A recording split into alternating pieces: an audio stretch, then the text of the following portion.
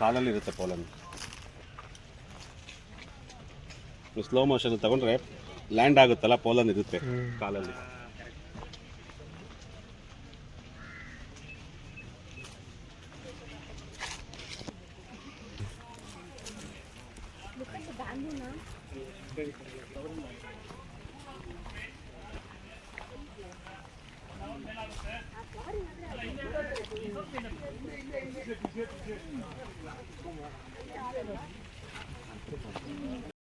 ಇನೇಟಿಂಗು ಯಾವ ರೀತಿ ಎರಡು ಕಾಲೋನಿನ ಒಂದು ಮಾಡಬೇಕು ಅನ್ನೋದು, ಮತ್ತು ಕುಟುಂಬಗಳನ್ನು ವಿಭಜನೆ ಮಾಡೋ ಅಂಥದ್ದು. ಒಂದು ಕುಟುಂಬ ಇರುತ್ತೆ ನಮ್ಮ ಹತ್ರ, ಯಾವ ರೀತಿ ಅದನ್ನು ಎರಡು ಕುಟುಂಬವಾಗಿ ಪರಿವರ್ತನೆ ಮಾಡ್ಕೊಳ್ಬೇಕು ಅಂತೇಳಿ. ನಾವು 2 ಬಾಕ್ಸ್ ಇಟ್ಕೊಂಡಿರ್ತೀವಿ ನನ್ನ ಹತ್ರ. ಸೊ ನಾವು ಇನ್ನೂ ಜಾಸ್ತಿ ಪೆಟ್ಟಿಗೆಗಳನ್ನ ಮಾಡ್ಕೊಳ್ಬೇಕು. ಸೊ ಪ್ರತಿ ಸಲಿನೂ ದುಡ್ಡು ಕೊಟ್ಟೆ ಕೊಂಡ್ಕೊಂಬರ್ಬೇಕಾ? ಸೊ ಅಥವಾ ಇರೋ ಪೆಟ್ಟಿಗೆಯಿಂದನೇ ನಾವು 2 ಪೆಟ್ಟಿಗೆನ ಮಾಡ್ಬೋದಾ? ಇದೊಂದು. ಮತ್ತು ಜೇನು ಕುಟುಂಬನ ಯಾವ ರೀತಿ ನೀವು ಹ್ಯಾಂಡ್ಲಿಂಗ್, ಸೊ ಟ್ರೈನ್ ಎಲ್ಲರೂ ತರಬೇತಿನ ತೊಗೊಂಡಿರ್ತೀರಾ. ಸೊ ಪೆಟ್ಟಿಗೆಗಳನ್ನ ಅಥವಾ ಏನೋ ಖರೀದಿ ಮಾಡೋದೋ ಅಥವಾ ಏನೋ ಇಲಾಖೆಯಿಂದ ವತಿಯಿಂದ ತೊಗೊಳೋದೋ ಏನೋ ಒಂದು ಮಾಡಿ ಕೊಟ್ಟಾರೆ, ನಿಮ್ಮ ಮನೆ ಹತ್ರನೋ ತೋಟದ ಹತ್ರನೋ ಜೇನು ಪೆಟ್ಟಿಗೆ ಬರ್ತದೆ. ಸೊ ಬಂದು ಆದಮೇಲೆ ತಗೊಂಡೋಗಿ ಇಟ್ಕೊತೀನಿ ಪೆಟ್ಟಿಗೆ, ನೆಕ್ಸ್ಟ್ ಏನು ಅನ್ನೋದೇ ಇಂಪಾರ್ಟೆಂಟ್. ಓಕೆ, ಹಾಗಾಗಿ ಅದನ್ನು ಯಾವ ರೀತಿ ಹ್ಯಾಂಡ್ಲ್ ಮಾಡಬೇಕು, ಪರೀಕ್ಷೆ ಮಾಡಬೇಕು, ಇದನ್ನು ನಾನು ಇವತ್ತು ನಿಮಗೆ ಈ 3 ಇದನ್ನು ನಾನು ಈ ಒಂದು ಕ್ಲಾಸಲ್ಲಿ ತಿಳಿಸ್ಕೊಡ್ತೀನಿ. ಓಕೆನಾ? ಸೊ ಮುಖ್ಯವಾಗಿ ಮೊದಲು ಹ್ಯಾಂಡ್ಲಿಂಗ್ ಅಂತ ಹೇಳಿದ್ರೆ, ಇದು ತುಡುವೆ ಜೇನು ನೋಡಿದಿರ, ನೆನ್ನೆಯಿಂದ ಆಲ್ರೆಡಿ ಎಲ್ಲ ಹಿಡಿದು ಪೆಟ್ಟಿಗೆಗೆ ಹಾಕಿದ್ದೀರಾ ಅಲ್ವಾ? ಸೊ ಇದು ತುಡುವೆ ಜೇನು.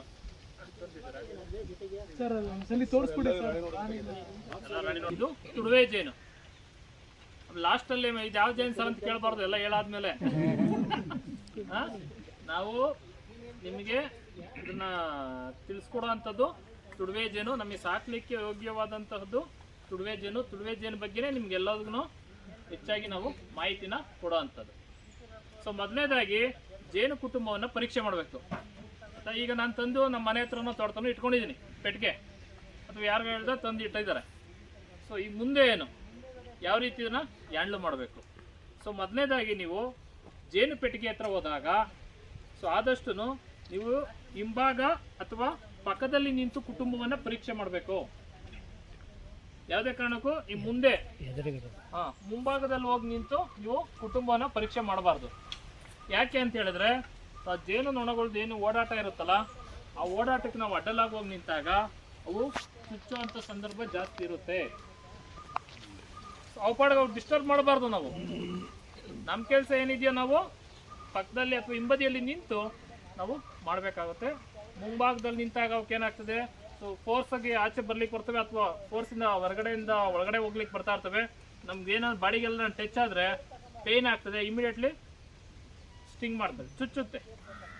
ಆಗ ಬೇರೆ ನೊಣಗಳು ಚುಚ್ಚಲಿಕ್ಕೆ ನಾವೇ ಅವಕಾಶ ಮಾಡಿಕೊಟ್ಟಂಗಾಗುತ್ತೆ. ಹಾಗಾಗಿ ಮುಂದೆ ನಿಲ್ಲಬಾರ್ದು ಮೇಯ್ನ್. Okay, first. ಸೆಕೆಂಡ್, ನೀವು ನೇರವನ್ನು ಮುಚ್ಚಳ ತೆಗೆದ್ರೆ ಸುಮ್ಮನೆ ಇರ್ತವೆ ಜೇನುನೊಣ, ಬಂದು ಚುಚ್ಚಲಿಕ್ಕೆ ಸ್ಟಾರ್ಟ್ ಮಾಡ್ತವೆ. ಹಿಂಗೆ ಕಾಯ್ತಾ ಇರ್ತವೆ ಯಾರನ್ನ ಬಂದ್ರೆ ಅಂತ. ಸ್ಕೌಟ್ ಬೀಸ್ಗಳು ಚುಚ್ಚಲಿಕ್ಕೆ ಸ್ಟಾರ್ಟ್ ಮಾಡ್ತವೆ. ಅದಕ್ಕೆ ನಾವು ಪೆಟ್ಟಿಗೆನ ಮುಚ್ಚಳವನ್ನು ತೆಗೆಯೋದಕ್ಕಿಂತ ಮುಂಚಿತವಾಗಿ ಇದನ್ನ ಒಗೆತಿದ್ಯ ಅಂತ ಹೇಳಿರ್ಬೇಕು ನಿಮ್ಗೆಲ್ಲ ಇಕ್ವಿಪ್ಮೆಂಟ್ಸ್ ಕ್ಲಾಸಲ್ಲಿ ಎಲ್ಲ. Smoker, okay. ಸೊ ಇದನ್ನ ಕಾಟನ್ ವೇಸ್ಟ್ ಹಾಕಿ ನಾವು ಹೊಗೆ ಮಾಡ್ಕೊಂಡಿದ್ದೀವಿ ನೋಡಿ, ಹೊಗೆ ಬರ್ತಾ ಇದೆ. ಸೊ ಇದು ಜಾಸ್ತಿ ಇಲ್ಲ, ಸ್ವಲ್ಪ ಈ ಸೈಡಲ್ಲಿ ಇದು ಗಾಳಿ ಆಡಲಿಕ್ಕೆ ವೆಂಟಿಲೇಟ್ರು. ಇಲ್ಲೇನು ಹೋಲ್ ಇರೋದಿಲ್ಲ, ಮೆಸ್ ಇರುತ್ತೆ. ಮತ್ತು ಮುಂಭಾಗದಲ್ಲಿ ಸ್ವಲ್ಪ ಮತ್ತೆ ಸಾಕು, ಸ್ವಲ್ಪ ನೀವು ಜಾಸ್ತಿನೂ ಕೊಡ್ಬಾರ್ದು. ಒಂದು 2-3 ಪಪ್ಪು ಕೊಟ್ಟಾಗ ಏನಾಗ್ತವೆ, ಅಗ್ರೆಸಿವ್ ಇರೋವು ಮೈಲ್ಡ್ ಆಗ್ತವೆ. ಸರ್ ಸೌಂಡ್ ಮಾಡಬೇಕಾ ಸರ್, ಅದ್ರ ಮೇಲೆ ಹೊಡಿಬೇಕಾ? ಏನಿಲ್ಲ, ಹಿಂಗೆ ಮಾಡಿದ್ರೆ ಈ ರೀತಿ ಮುಚ್ಚಳವನ್ನು ತೆಗೆದು ಮುಚ್ಚಳನ ಉಲ್ಟಾ ಇಡಬೇಕು. ಹೇಳ್ತೀನಿ ಯಾಕೆ ಮುಚ್ಚಳನ ಉಲ್ಟಾ ಇಡಬೇಕು ಅಂತೇಳಿ.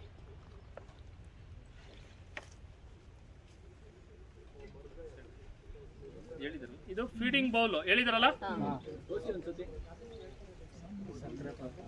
ಸಕ್ಕರೆ ಪಾಕ ಹಾಕಂತದ್ದು ಹುಲ್ಕಡ್ಡಿಯಲ್ಲಿ ಹಾಕ್ಬಿಟ್ಟು ಸಕ್ಕರೆ ಪಾಕ ಹಾಕಿರೋದು ಎಲ್ಲ ಕುಡ್ದಿದ್ದಾವೆ.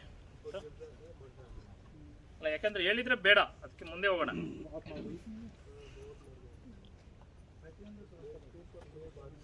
ಈಗ ಸೊ ನಾವು ಕುಟುಂಬನ ತೆಗೆದಿದ್ದೀವಿ. ಇದರಲ್ಲಿ ಈಗ ನಮಗೊಂದು 6 ಚೌಕಟ್ಟುಗಳಿದ್ದಾವೆ, ಇನ್ನೊಂದು 2 ಖಾಲಿ ಇದ್ದಾವೆ, ಪೂರ್ತಿ ಭರ್ತಿ ಆಗಿಲ್ಲ ಕುಟುಂಬ. ಆಯಿತಾ?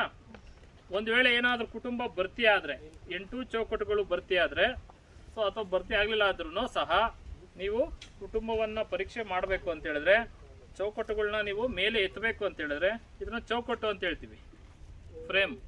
ಓಕೆ, ಸೊ ಇದನ್ನ ನಾವು ಮೇಲೆ ಎತ್ತಬೇಕು ಅಂತ ಹೇಳಿದ್ರೆ ಆದಷ್ಟು ಲಾಸ್ಟ್ ಏನು ಇರ್ತಾವಲ್ಲ 8 ಫ್ರೇಮ್ ಪೂರ್ತಿ ಆಗಿದ್ರು ಅಷ್ಟೇ, ಆದಷ್ಟು ಕೊನೆಯ ಚೌಕಟ್ಟುಗಳನ್ನೇ ನೀವು ಫಸ್ಟು ಹೊರಗಡೆ ತೆಗೀರಿ. ಕೊನೆಯ ಚೌಕಟ್ಟುಗಳು ಏನಿರ್ತಾವಲ್ಲ ಲಾಸ್ಟು, ಆ ಚೌಕಟ್ಟುಗಳನ್ನೇ ನೀವು ಮೇಲೆ ಎತ್ತಬೇಕು. ಮಧ್ಯದ ಯಾಕೆ ಎತ್ತಬಾರ್ದು? ಸೊ ಮಧ್ಯ ಭಾಗದಲ್ಲಿ ಏನಾಗ್ತದೆ, ರಾಣಿಯ ಓಡಾಟ ಜಾಸ್ತಿ ಇರುತ್ತೆ.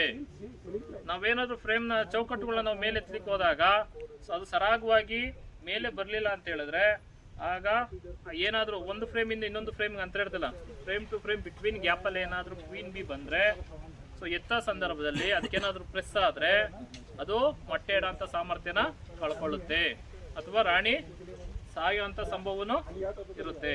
ಹಾಗಾಗಿ ನಾವು ಮಧ್ಯ ಭಾಗದಲ್ಲಿ ಚೌಕಟ್ಟುಗಳನ್ನ ನಾವು ಎತ್ತಲಿಕ್ಕೆ ಹೋಗಬಾರ್ದು. ಇದನ್ನ ಜರುಗಿಸ್ತಾ ಇದ್ದೀನಿ. ಸೊ ಏನಾದರೂ ನಿಮಗೆ ಸೊ ಚೌಕಟ್ಟುಗಳಲ್ಲಿ ಏನಾದ್ರೂ ಸ್ವಲ್ಪ ಏನಾದರೂ ನಿಮಗೆ ಟಚ್ ಆಗಿದ್ರೆ ಒಂದು ಚಾಕು ಸಹಾಯದಿಂದ ಆ ಚೌಕಟ್ಟುಗಳನ್ನ ನೀವು ಫ್ರೀ ಮಾಡ್ಕೊಳ್ಬೋದು. ಎಷ್ಟು ಫ್ರೇಮ್ ಇದೆ ಸರ್? ಅದನ್ನು 8 ಇಡ್ಸತ್ತಾ? ಇರ್ತದೆ, ಅದೇ ಕಟ್ತಂಗೆ ಒಂದೊಂದೇ ಕೊಡ್ತಾ ಇರ್ತೀವಿ. ಎಲ್ಲನೂ ಒಂದೇ ಬಾರಿಗೆ ಇಡಂಗಿಲ್ವಾ? ಅಲ್ಲ, ಇಟ್ಟರು ಇಡ್ಬೋದು, ಇಲ್ಲಿಲ್ಲ ಅಂದ್ರೂ ನೀವು ಚೌಕಟ್ಟುಗಳನ್ನ ಒಂದೊಂದೇ ಕೊಟ್ರು ಆಯ್ತು ಕಟ್ತಂಗೆ.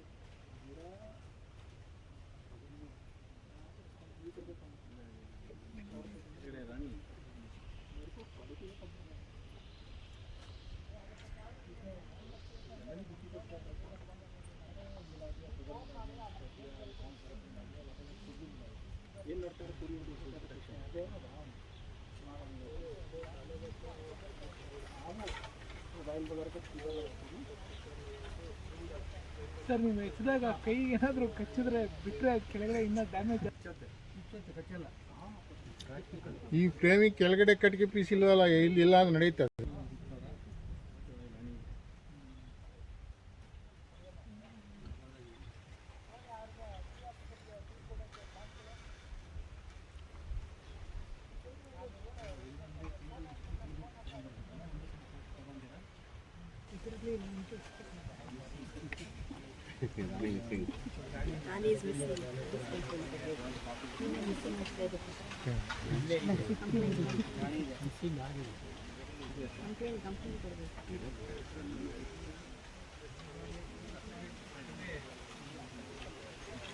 ಬರ್ತಾರೆ ನಿಮ್ಮ ಹತ್ರದ್ದು ಬರ್ತಾರೆ. ಅಂಕ ಡಿಫರೆನ್ಸ್ ಇರುತ್ತಲ್ಲ, ಇಲ್ಲಿದೆ ನೋಡಿ ಸರ್, ದಪ್ಪ ಇದೆ ಇಲ್ಲಿ. ಗೊತ್ತಾಯ್ತಾ? ಅಬ್ಡಮನ್ನು ಅದ್ರದ್ದು ವಿಂಗ್ಸ್ ಅಷ್ಟು ಉದ್ದ ಕಾಣಿಸ್ತಾ ಇದೆಯಾ? ಇಲ್ಲಿ ಹಿಂದೆ ಹೇಳ್ಬೇಕು, ನಾನು ಮೂವ್ ಆಗ್ತೀನಿ ಇಲ್ಲಾಂದ್ರೆ.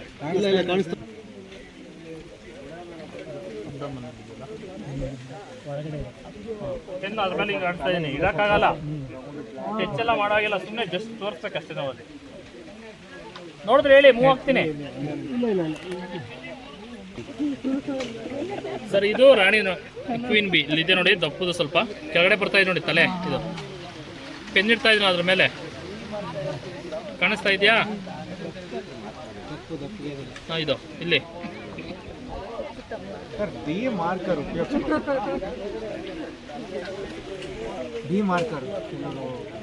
ಕಲರ್ ಅಂತ ಬಂದು ಮೈ ಮೇಲೆ ಇದು ಮಾಡಿದ್ರು, ರಿಸರ್ಚ್ ಪರ್ಪಸ್ಗೆಲ್ಲ ಮಾಡ್ತೀವಿ. ಕಾಣಿಸ್ತಾ ಇದೆಯಾ ಎಲ್ಲರಿಗೂ ರಾಣಿ? ನಿಮಗೆ ಇದು ಸರಿ ಕಲರ್ ನೋಡ್ಬೋದು, ಇದು ಗಂಡು ನೊಣ ಅಲ್ಲೇ ರೀ, ಬ್ಲಾಕ್ ಇರುತ್ತೆ, ಮತ್ತೆ ಇದು ಗೊತ್ತಾಗ್ಬಿಡುತ್ತೆ ನಿಮ್ಗೆ ಈಸಿಯಾಗಿ. ಗಂಡು ನೊಣ ಹೆಂಗೆ, ಕೆಲಸ ನೊಣ ಎರಡು ಇದೆ ನೋಡಿ. ಆಯ್ತಾ? ಗುಂಡಾಗಿ ದಪ್ಪನ ಇರುತ್ತದೆ. ಅವೆರಡಕ್ಕೂ ಗೊತ್ತಾಗುತ್ತೆ ನೋಡಿ ಡಿಫ್ರೆನ್ಸ್.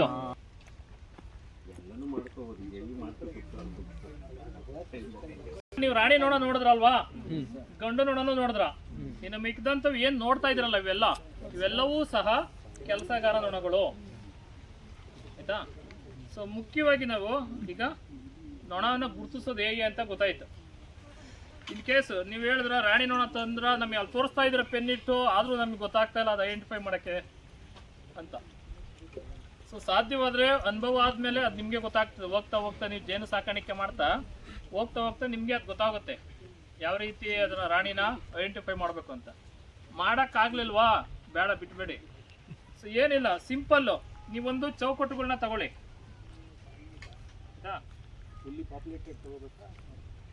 ಇಲ್ಲ ಮಾಮೂಲಿ ಒಂದು ಯಾವ್ದಾದ್ರು ಒಂದು ಚೌಕಟ್ಟುಗಳನ್ನ ನೀವು ತಗೊಳ್ಳಿ. ಒಳಗಡೆ ಕುಟುಂಬದ ಚೌಕಟ್ಟು ಎತ್ತಿ, ಈ ಕಣಗಳು ಏನಿರ್ತಾವಲ್ಲ, ಈ ಕಣಗಳಲ್ಲಿ ಒಂದೊಂದೇ ಮೊಟ್ಟೆ ಇದ್ದರೆ, ಕಣಗಳೆಲ್ಲ ಮೊಟ್ಟೆ ಇದ್ರೆ ಅದರಲ್ಲಿ ರಾಣಿ ನೊಣ ಇದೆ. ಆದ್ರೆ ಒಂದೊಂದೇ ಮೊಟ್ಟೆ ಇರಬೇಕು. ಒಂದಕ್ಕಿಂತ ಹೆಚ್ಚು ಮೊಟ್ಟೆ ಇದ್ರೆ ರಾಣಿ ಇಲ್ಲ ಅಂತೇಳಿ ಖಾತ್ರಿ. ಏನ್ ಹೇಳಿ, ರಾಣಿನ ಕಂಡಿಡಿಯೋದು ಹೇಗೆ ಹೇಳಿ? ಆ ಕಣಗಳಲ್ಲಿ ಮೊಟ್ಟೆ ಒಂದೊಂದೇ ಮೊಟ್ಟೆ ಇರಬೇಕು. ಒಂದು ಕಣದಲ್ಲಿ ಅದು ಎಲ್ಲಾ ಕಣದಲ್ಲೂ ರಾಣಿ ಮೊಟ್ಟೆ ಇಡ್ತಾ ಇರ್ತದೆ. ಒಂದೊಂದೇ ಮೊಟ್ಟೆನ ಒಂದು ಕಣದಲ್ಲಿ ಒಂದು ಮೊಟ್ಟೆ ಇಟ್ಟಿರುತ್ತೆ. ಸೊ ಹಾಗೆ ಎಲ್ಲಾ ಕಣದಲ್ಲೂ ನಿಮ್ಗೆ ಹತ್ರ ಮೊಟ್ಟೆ ಏನಾದ್ರು ಗೋಚರಿಸಿದ್ರೆ ಅದರಲ್ಲಿ ರಾಣಿ ಇದೆ ಅಂತೇಳಿ ಖಾತ್ರಿ. ಅವ್ರು ಹೇಳಿದ್ದು ಸೈಡ್ ಅಲ್ಲಿ ಬರುತ್ತೆ ಅಂತ, ಕೆಳಗಡೆ ಸೈಡ್ ಅದು ರಾಣಿ ನೊಣ, ರಾಣಿ ಕಣ. ನಾನ್ ಹೇಳ್ತಾ ಇರೋದು ಕುಟುಂಬದಲ್ಲಿ ರಾಣಿ ಇದೆಯಾ, ರಾಣಿ ಕಣ ಅಲ್ಲ ಹೇಳ್ತಾ ಇರೋದು ನಾನು. ಈ ಪೆಟ್ಟಿಗೆಯಲ್ಲಿ ರಾಣಿ ಇದೆಯಾ, ಅಲ್ಲಿಟ್ಟಿದೀವಿ ಪೆಟ್ಟಿಗೆ, ಅದ್ರಲ್ಲಿ ರಾಣಿ ಜೇನ್ ಇದೆಯಾ, ಕ್ವೀನ್ ಬಿ ಇದೆಯಾ ಅನ್ನೋದನ್ನ ನಾನು ಹೊಸ ಜೇನು ಕೃಷಿಕಗೆ ನನಗೆ ಗೊತ್ತಿಲ್ಲ, ಹುಡುಕ್ಲಿಕ್ಕೆ ಬರೋದಿಲ್ಲ.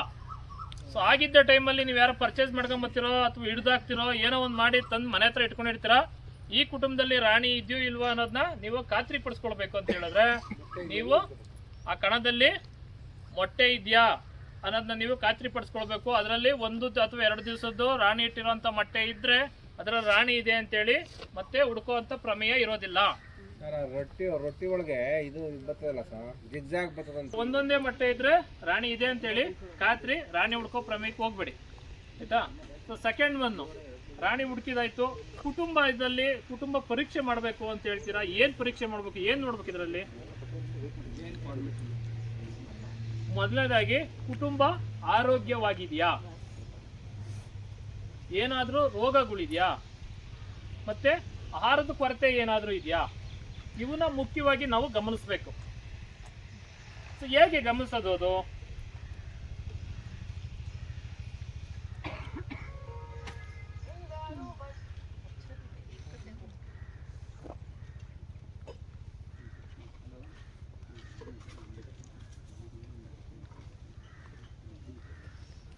ನೋಡಿ, ಈ ತರ ಒಂದು ಚೌಕಟ್ಟುಗಳನ್ನ ನಾವು ಮೇಲೆ ಎತ್ತಿದಾಗ ನಾವು ಮುಖ್ಯವಾಗಿ ಗಮನಿಸಬೇಕಾಗಿರೋದು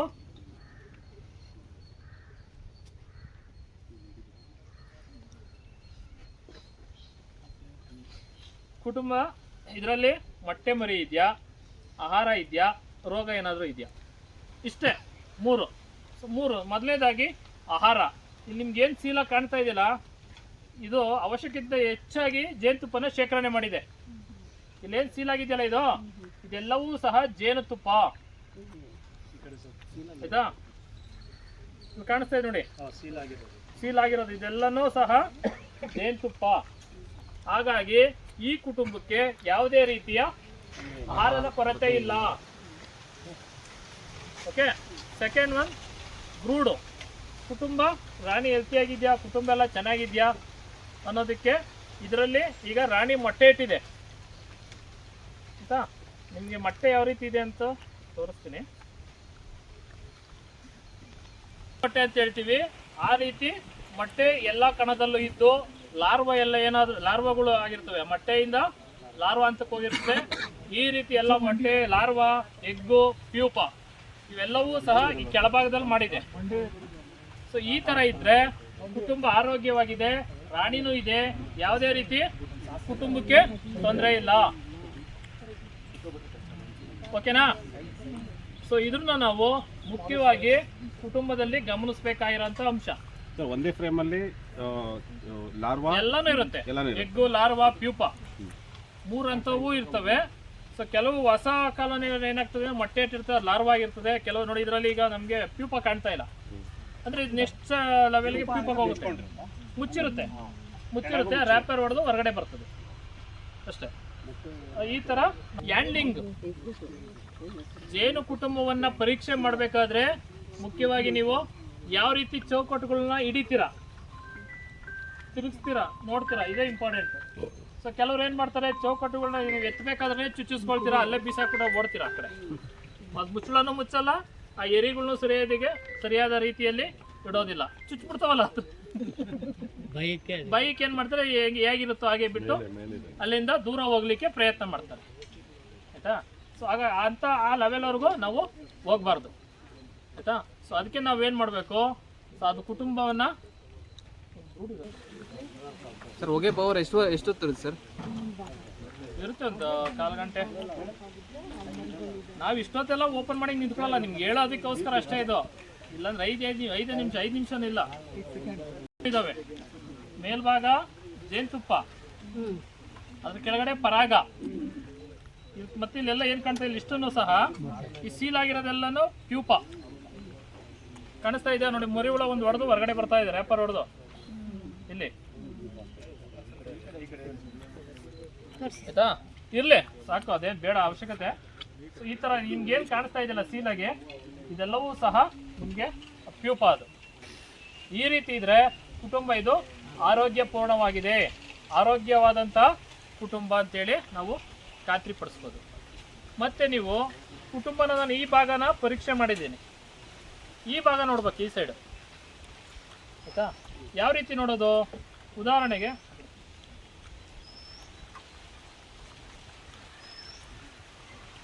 ಈ ರೀತಿ ಇಟ್ಕೊಂಡಿದ್ದೀನಿ, ಆಯ್ತಾ, ಚೌಕಟ್ಟನ್ನ. ಈ ಭಾಗ ನೋಡ್ಬೇಕಂದ್ರೆ ನಾನೇನಾದರೂ ಈ ರೀತಿ ತಿರುಗಿಸಿದ್ದೆ ಆದಲ್ಲಿ, ಈಗ ನೋಡೋಣ ಅಂತ, ಇದು ಇಮ್ಮಿಡಿಯೇಟ್ ಕಟ್ಟಾಗಿ ಕೆಳಗಡೆ ಬಿದ್ದೋಗುತ್ತೆ, ಕೂಂಬು ಹಾಳಾಗುತ್ತೆ, ಬಿದ್ದಿದ್ದ ಫೋರ್ಸ್ಗೆ ಎಲ್ಲನೂ ಜೇನುನೊಣ ಬಂದು ಇಮ್ಮಿಡಿಯೇಟ್ ಎಲ್ಲ ಚುಚ್ಚಿ ಇನ್ನ ಓಡಿಸ್ತವೆ ಅಲ್ಲಿಂದ. ಅದಕ್ಕೆ ನಾವೇನು ಮಾಡಬೇಕು, ಸೊ ಆಗ ಇದನ್ನ ನೀಟಾಗಿ ನೋಡಿ ಈ ರೀತಿ ಎರಡೂ ಕೈಯಿಂದ ಇದನ್ನ ಸಹಾಯದಿಂದ ಹಿಡಿಬೇಕು. ಸೊ ನಿಮ್ಗೆ ಯಾವುದು ಕೈ ಕಂಫರ್ಟಬಲ್ ಅನಿಸುತ್ತೋ ಅದು ನೋಡಿ ಈ ರೀತಿ ಮೇಲೆ ಎತ್ತಿ, ಮೇಲೆ ಹತ್ರ ಇಲ್ಲಿ ರೊಟೇಟ್ ಮಾಡಿ, 90 ಡಿಗ್ರಿ ತಗೊಂಡಿದ್ದೀನಿ, ಇಲ್ಲಿ ರೊಟೇಟ್ ಮಾಡಿದ್ದೀನಿ, ಮತ್ತೆ ಇದನ್ನ ಈಗ ಕೆಳಗಡೆ. ಈ ಭಾಗನ ನಾನು ಈಗ ಬೇಕಾದ್ರೆ ಕುಟುಂಬವನ್ನು ಪರೀಕ್ಷೆ ಮಾಡ್ಬೋದು, ಏನೇನಿದೆ ಈ ಭಾಗದಲ್ಲಿ, ಇದಾ. ಸೊ ಈ ಭಾಗದಲ್ಲಿ ಬ್ರೂಡ್ ಚೆನ್ನಾಗಿದೆಯಾ, ಈ ಕಡೆ ಹನಿ ಸ್ಟೋರ್ ಮಾಡಿದ್ಯಾ, ಇಲ್ಲ ನೋಡಿ ಬರೀ ಪೋಲನ್ ಸ್ಟೋರ್ ಮಾಡಿದೆ ಈ ಭಾಗದಲ್ಲಿ. ಆ ಕಡೆ ಜೇನುತುಪ್ಪ ಐತಲ್ವಾ ನೋಡಿ, ಇಲ್ಲಿ ಪೋಲನ್ ಸ್ಟೋರ್ ಇದೆ, ಮಾಡಲ್ಲ ಆಯ್ತಾ. ಬರೀ ಜೇನುತುಪ್ಪನ ಮಾತ್ರ ಅದು ಸೀಲ್ ಮಾಡೋದು, ಪೋಲನ್ನ ಸೀಲ್ ಮಾಡೋದಿಲ್ಲ. ಪ್ಯೂಪ ಅದು ಪ್ಯೂಪ ಸ್ಟೇಜ್ಗೆ ಹೋದಾಗ ಆಟೋಮೆಟಿಕ್ ಆಗ್ತಿರೋದು. ಹ್ಯಾಂಡ್ಲು ಮಾಡಬೇಕು ನೋಡಿ, ಈಗ ಇಟ್ಕೊಂಡಿದ್ದೀನಿ ಟೈಮಲ್ಲಿ, ನೀವು ಎಷ್ಟೇ ಫೋರ್ಸಾಗಿ ಮಾಡಿ, ಮತ್ತೆ ವಾಪಸ್ಸು ಅಷ್ಟೇ, ಹೀಗೆ ಇಲ್ಲೇ ರೊಟೇಟು, ಇಲ್ಲೇ ಡೌನ್ ಮಾಡಿ. ನೀವು ಎಷ್ಟೇ ಫೋರ್ಸಾಗಿ ಫಾಸ್ಟಾಗಿ ನೀವು ಮಾಡಿದ್ರೂ ಸಹ ಇದು ಎರಿ ಮುರಿಯೋದಿಲ್ಲ, ಕೆಳಗಡೆ ಬೀಳೋದಿಲ್ಲ. ಹೌದು, ಈಗ ಯಾರನ್ನ ಧೈರ್ಯವಾಗಿ ಬಂದು ಹ್ಯಾಂಡ್ಲ್ ಮಾಡ್ಬೋದು. ನೀವು ತೋರಿಸಿದ್ರ ನಾವು ನಿಂತ್ಕೊಂಡು ನೋಡ್ದೋ, ಮತ್ತೆ ಅಲ್ಲಿ ಮನೆ ಹೋಗಿ ಮಾಡೋದು ಹೇಗೆ, ನೀವು ಹಿಡ್ದಾಗ ತಾನೇ ಕೈ ಗೊತ್ತಾಗೋದು. ನಿಧಾನವಾಗಿ ಇಟ್ಕೊಳ್ಳಿ, ಫಸ್ಟ್ ನೋಡಿ ಅಬ್ಸರ್ವ್ ಮಾಡಿ, ಬಿಡಬೇಡಪ್ಪ ಅಷ್ಟೇ.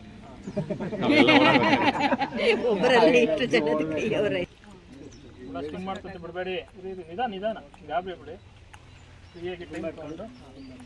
ಹ್ಯಾಂಡ್ಲಿಂಗ್ ಮಾಡೋದು ಯಾವ ರೀತಿ, ಹನಿ ಹೇಗೆ, ತುಪ್ಪ ಹೇಗೆ, ಫ್ರೂಟ್ ಸ್ಟ್ರಕ್ಚರು ಎಲ್ಲ ನೋಡಿದ್ರ, ರಾಣಿ ಗಂಡೋಣ ಕೆಲಸ ನೋಡ ಎಲ್ಲವೂ. ಸೊ ನೆಕ್ಸ್ಟು ನೀವು ಕೇಳಿದ್ರೆ ಸೂಪರ್ ಚೇಂಬರ್ ಯಾವಾಗ ಕೊಡಬೇಕು ಅಂತೇಳಿ, ಒಂದು ಯಾವ್ದನ್ನ ಸೂಪರ್ ಚೇಂಬರ್ ಕೊಡಬೇಕು ಅಂತ ಹೇಳಿದ್ರೆ 6 ಚೌಕಟ್ಟು ಇರೋದು, ಇದು 8 ಚೌಕಟ್ಟು ಪೆಟ್ಟಿಗೆ, ಇದು 8 ಫ್ರೇಮ್ಸ್ ಇರುತ್ತೆ. 8 ಚೌಕಟ್ಟುಗಳು ಭರ್ತಿ ಆದ ನಂತರ ನೀವು ಸೂಪರ್ ಚೇಂಬರ್ನ ಕೊಡಬೇಕು ಮೇಲೆ. ಅದು ಮುಂಚಿತವಾಗಿ ಕೊಟ್ಟರೆ ಅವು ಕಟ್ಟೋದಿಲ್ಲ. ಉದಾಹರಣೆಗೆ ನಿಮ್ಮ ಹಿಂದೆ ಇರೋ ಬಾಕ್ಸಿಗೆ ಸೂಪರ್ ಚೇಂಬರ್ ಕೊಟ್ಟಿದ್ದೀವಿ ನಾವು, ಅಲ್ಲಿದೆಯಲ್ಲ ಅಲ್ಲಿ ನೋಡಿ, ಅದು ಯಾಕಂದರೆ ಕೆಳಗಡೆ 8 ಚೌಕಟ್ಟುಗಳು ಎರಿ ಇದ್ದಾವೆ, ತುಂಬಿದ್ದಾವೆ, ಕಟ್ಟಿದ್ದಾವೆ, ಭರ್ತಿ ಆಯಿತು, ಅಲ್ಲಿ ನೊಣಗಳಿಗೆ ಅವಕಾಶ ಇಲ್ಲ. ಮತ್ತೆ ಮೇಲೆ ಅಡಿಷನಲ್ ಆಗಿ ಸೂಪರ್ ಚೇಂಬರ್ನ ಕೊಟ್ಟಿದೆ. ರಾಣಿ ಇಲ್ಲ ಅಂದ್ರೇನು, ಕೇಳಲಿಕ್ಕೆ ಚೆನ್ನಾಗದಲ್ಲ ಪಾಠ. 1 ರಿಂದ 2 ಈಸಿ, 4 ಎತ್ತಿಟ್ಬಿಟ್ಟು ತಗೊಂಡೋಗಿ ಅಲ್ಲಿ ಇಟ್ರಿ ಮುಟ್ಟಿದೆಲ್ಲ ಚಿನ್ನ ಆಗ್ತದಾ? ಇದು ತಗೊಂಡೋಗಲ್ಲಿ ರಾಣಿ ಇತ್ತು, ತಗೊಂಡೋಗಿ ಇಟ್ಬಿಟ್ಟಿದೀನಿ. ಇದ್ರ ರಾಣಿ ಹೊಸ್ದಾಗಿ ಬಂತು, ಕನ್ಯಾ ರಾಣಿ. ಗಂಡನೋಳ ಜೊತೆ ಸಂಪರ್ಕ ಹಾಕ್ಲಿಕ್ಕೆ ಆಚೆ ಹೋಯ್ತು. ಹೋಗಿದ್ದು ರಾಣಿ ವಾಪಸ್ ಬರ್ತದೋ ಇಲ್ಲೋ ಗುಡ್ ಖಾತ್ರಿ ಇಲ್ಲ. ಅಕ್ಕಿ ತಿಂದ್ರೆ ಹೋಗೋವಾಗ ಅದು ಫುಲ್ ಫಾಸ್ಟ್ ಆಗಿ ಆರ್ತದೆ, ಫ್ಲೈ ಆಗ್ತಿಲ್ಲ. ಗಂಡನೋಳ ಜೊತೆ ಮೇಟ್ ಆದ್ಮೇಲೆ ಅಷ್ಟು ಸ್ಪೀಡಲ್ಲಿ ಆರ್ಲಿಕ್ಕೆ ಆಗೋದಿಲ್ಲ. ಅದಕ್ಕೆ ಸ್ವಲ್ಪ ಸ್ಟ್ರೆಸ್ ಆಗಿರುತ್ತೆ. ಸೊ ಅದು ವಾಪಸ್ ಬರಬೇಕಾದ್ರೆ ಅಷ್ಟೇ ಅಷ್ಟು ಫಾಸ್ಟ್ ಆಗಿ ಹಾಕೋಣ. ಮತ್ತೆ ಅಬ್ಡಮನ್ ಎಲ್ಲ ತುಂಬಿರುತ್ತಲ್ಲ ಸ್ಪರ್ಮ್